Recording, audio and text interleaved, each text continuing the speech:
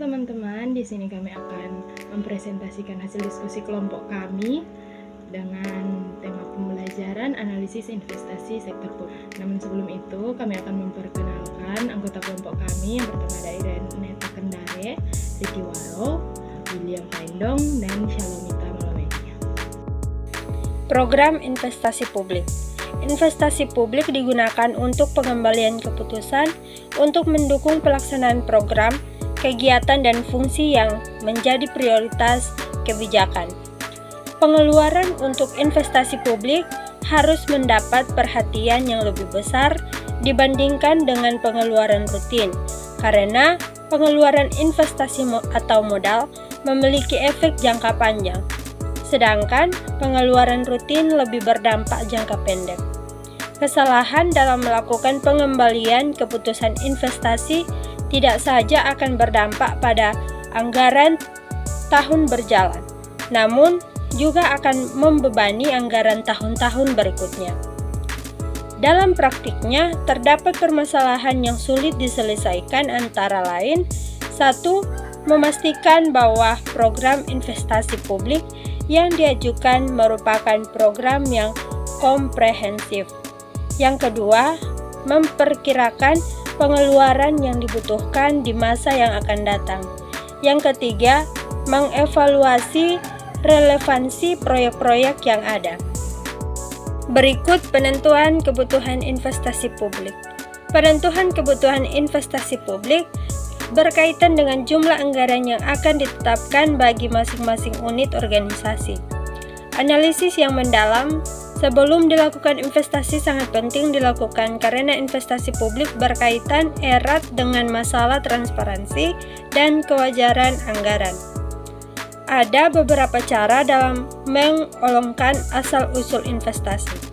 Salah satu pengolongannya adalah: yang pertama, investasi penggantian. Yang kedua, investasi penambahan kapasitas. Yang ketiga, investasi baru. Selanjutnya, aspek kelayakan investasi. Yang pertama, aspek teknis. Aspek teknis merupakan bagian penting dari analisis investasi yang harus dipertimbangkan. Jika suatu usulan investasi sudah tidak layak dilihat dari aspek teknisnya, maka usulan tersebut menduduki prioritas pertama untuk ditolak. Yang kedua, aspek sosial dan budaya. Aspek sosial dan budaya ini menyangkut pertimbangan pendistribusian pelayanan secara adil dan merata sehingga mampu memberikan manfaat yang besar bagi masyarakat. Aspek sosial budaya mencakup juga aspek legal dan lingkungan.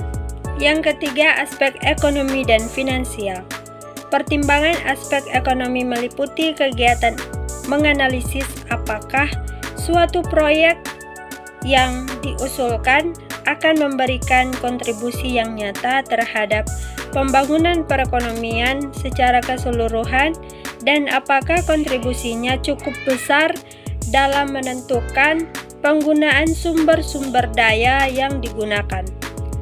Aspek finansial menerangkan pengaruh-pengaruh finansial dari suatu proyek yang diusulkan. Yang keempat, aspek distribusi. Keputusan investasi merupakan keputusan yang perlu dikaitkan dengan masalah distribusi pelayanan publik secara adil dan merata. Faktor yang mempengaruhi investasi publik. Pertama, tingkat diskonto. Diskonto atau discounting adalah proses untuk mengkonversi satu atau serangkaian arus pendapatan mendatang menjadi nilai kini. Faktor diskonto adalah nilai kini atau present value dan $1 atau rupiah yang diterima di masa mendatang. Kedua, inflasi. Penilaian investasi harus memperhitungkan perkiraan tingkat inflasi. Ketiga, risiko dan ketidakpastian. Required rate of return akan semakin tinggi jika risiko investasi naik. Ketiga, capital retaining. Capital retaining adalah keadaan ketika organisasi menghadapi masalah ketersediaan dana untuk melakukan pengeluaran investasi. Dalam keadaan seperti ini, terdapat beberapa alternatif investasi yang diajukan. Oleh karena itu harus dilakukan perangkingan investasi.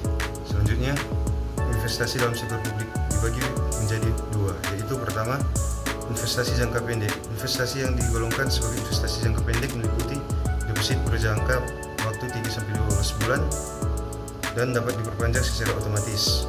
Pembelian surat utang negara atau SUN pemerintah jangka pendek oleh pemerintah pusat maupun daerah dan pembelian SBI. Kedua, investasi jangka panjang. Investasi jangka panjang ini dibagi menurut dua sifatnya. Permanen, yaitu investasi yang dimaksudkan untuk memiliki berkelanjutan dan dimaksudkan untuk mendapat dividen. Non permanen, yaitu investasi jangka panjang yang dimaksudkan untuk dimiliki secara tidak berkelanjutan. Faktor-faktor yang mempengaruhi investasi publik. Pertama, tingkat diskonto. Diskonto atau discounting adalah proses untuk mengkonversi satu atau serangkaian arus pendapatan mendatang menjadi nilai kini. Faktor diskonto adalah nilai kini atau present value dan $1 atau rupiah yang diterima di masa mendatang. Kedua, inflasi. Penilaian investasi harus memperhitungkan perkiraan tingkat inflasi. Ketiga, risiko dan ketidakpastian. Required rate of return akan semakin tinggi jika risiko investasi naik. Ketiga, capital retaining. Capital retaining adalah keadaan ketika organisasi menghadapi masalah ketersediaan dana untuk melakukan pengeluaran investasi. Dalam keadaan seperti ini, terdapat beberapa alternatif investasi yang diajukan. Oleh karena itu harus dilakukan perangkingan investasi. Selanjutnya, investasi dalam sektor publik dibagi menjadi dua, yaitu pertama, investasi jangka pendek. Investasi yang digolongkan sebagai investasi jangka pendek meliputi deposit berjangka waktu 3-12 bulan dan dapat diperpanjang secara otomatis.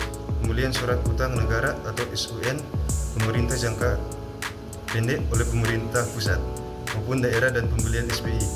Kedua, investasi jangka panjang. Investasi jangka panjang ini dibagi menurut dua sifatnya. Permanen, yaitu investasi yang dimaksudkan untuk memiliki berkelanjutan dan dimaksudkan untuk mendapat dividen. Non permanen, yaitu investasi jangka panjang yang dimaksudkan untuk dimiliki secara tidak berkelanjutan. Pengukuran dan metode penilaian investasi. Pertama, pengakuan investasi. Eksistensi dari kepastian yang cukup bahwa manfaat ekonomi yang akan datang atau jasa potensial yang akan diperoleh memerlukan suatu jaminan bahwa suatu entitas akan memperoleh manfaat dari aset tersebut dan akan menanggung risiko yang mungkin timbul. Kedua, pengukuran investasi untuk beberapa jenis investasi. Pertama, investasi pasar aktif yang dapat membentuk nilai pasar. Kedua, investasi yang tidak memiliki pasar yang aktif. Ketiga, metode penilaian investasi, yaitu metode biaya, metode ekuitas, dan metode nilai bersih. Pengakuan hasil investasi. Pada penilaian investasi dengan memperhatikan metode biaya, terdapat dua hal yang harus diperhatikan pada saat mengakui hasil investasi. Yang pertama, apabila hasil investasi yang dibagikan berupa cash dividend, maka besarnya kas yang diterima tidak berpengaruh terhadap besarnya jumlah investasi. Penerimaan hasil investasi dicatat sebagai penambah kas dan pendapatan hasil investasi. Yang kedua, apabila hasil investasi yang dibagikan berupa saham, maka besarnya bagian laba berupa dividen akan menambah besarnya jumlah investasi. Dengan demikian, secara otomatis jumlah yang diinvestasikan dalam investasi permanen juga akan bertambah. Pelepasan dan pemindahan investasi. Pelepasan investasi pemerintah dapat terjadi karena penjualan atau pelepasan hak karena peraturan pemerintah dan sebab-sebab lainnya. Pelepasan investasi pemerintah dapat dilakukan hanya terhadap sebagian investasi. Apabila pelepasan hanya dilakukan untuk sebagian investasi, maka nilai investasi yang dilepas dihitung dengan menggunakan nilai rata-rata tersebut. Nilai rata-rata diperoleh dengan cara membagi total nilai investasi terhadap total jumlah saham yang dimiliki oleh pemerintah. Penyajian dan pengungkapan investasi. Yang pertama, penyajian investasi dalam laporan keuangan. Investasi jangka pendek disajikan pada pos aset lancar di neraca, sedangkan investasi jangka panjang disajikan pada pos investasi jangka panjang sesuai dengan sifatnya, baik yang bersifat permanen maupun non-permanen. Yang kedua, pengungkapan investasi. Kebijakan akuntansi untuk penentuan nilai investasi, jenis-jenis investasi, investasi permanen dan non-permanen. Perubahan harga pasar baik investasi jangka pendek maupun jangka investasi jangka panjang. Selanjutnya, teknik dasar penilaian investasi publik. Terdapat 4 langkah utama untuk mengevaluasi suatu proyek investasi, yaitu yang pertama, identifikasi kebutuhan investasi, yang kedua, menentukan semua manfaat dan biaya dari proyek yang akan dilaksanakan atau cost or benefit relationship, yang ketiga, menghitung manfaat dan biaya dalam rupiah, dan yang terakhir, memilih proyek yang memiliki manfaat terbesar dan efektivitas biaya yang tinggi. Terdapat beberapa teknik untuk melakukan penilaian investasi. Teknik untuk mengevaluasi investasi dibedakan menjadi 2 metode, yaitu yang pertama metode penilaian investasi tradisional dan yang kedua metode aliran kas yang didiskontokan atau discounted cash flow or DCI. Selanjutnya, analisis investasi. Yang pertama, analisis biaya manfaat atau cost benefit analysis. Analisis biaya manfaat dikembangkan sebagai alat untuk membangun kriteria terhadap penilaian investasi sektor publik, termasuk di sini manfaat sosial bersih yang diperoleh dari investasi. Yang kedua, analisis efektivitas biaya. Analisis efektivitas biaya dilakukan karena terdapat kesulitan dalam menghitung biaya dan manfaat sosial secara kuantitatif. Analisis cost effectiveness meliputi penilaian terhadap biaya dan manfaat yang dapat dikuantifikasi, baik di masa sekarang maupun di masa yang akan datang, atas suatu proyek dengan pengaruh atau dampak yang tidak dapat dikuantifikasikan, namun tidak dinilai. Dengan kata lain, analisis cost effectiveness memusatkan pada pengukuran suatu yang dapat diukur. Dengan demikian, yang dimaksud dengan investasi adalah aset yang dimaksudkan untuk memperoleh manfaat ekonomi seperti bunga, dividen, dan royalti, atau manfaat sosial sehingga dapat meningkatkan kemampuan pemerintah dalam rangka pelayanan kepada masyarakat.